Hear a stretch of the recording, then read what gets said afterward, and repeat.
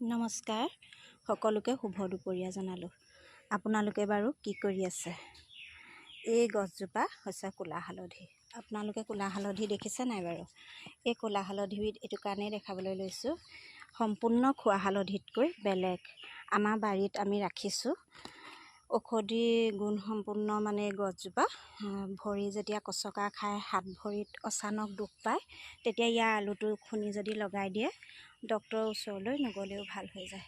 ইমান ধুনীয়া হৈছে দেখিছেনে বাৰু? বাৰী এটা কোণত এইজোপা ৰাখিছোঁ এনেকৈ। আচলতে মানুহে দুখ পালে যি হ'লেও নহ'লেও ঘৰতে প্ৰথমে প্ৰাথমিক চিকিৎসা কৰে, তাৰপাছতহে ডক্তৰৰ ওচৰলৈ যায়। গাঁৱৰ মানুহ ডক্তৰৰ ওচৰলৈ যাবলৈ প্ৰথমে অলপ অসুবিধা হয়, সেয়ে ভাল নহ'লেহে মানে গাঁৱৰ মানুহবোৰ ডক্তৰৰ ওচৰলৈ যায়।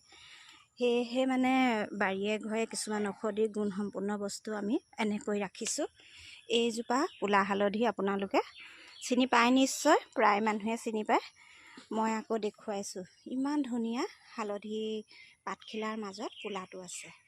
ভাল লাগিছে, দেখি ভাল লাগে আচলতে, সেয়েহে মই আপোনালোকক দেখালোঁ। চাবচোন দেই, আজিকালি আকৌ মোৰ ভিউজবোৰ একেবাৰে নহা হ'ল। মই ঘৰতে থকা মানুহ, গতিকে ঘৰৰ প্ৰয়োজনীয় দৈনন্দিন জীৱনত লাগি থকা বস্তুবিলাক, যেনেকৈ বেঙেনা পুলি, জলকীয়া পুলি, এই এনেকুৱা নিচিনা বস্তুবিলাককে মই দেখুৱাই থাকোঁ।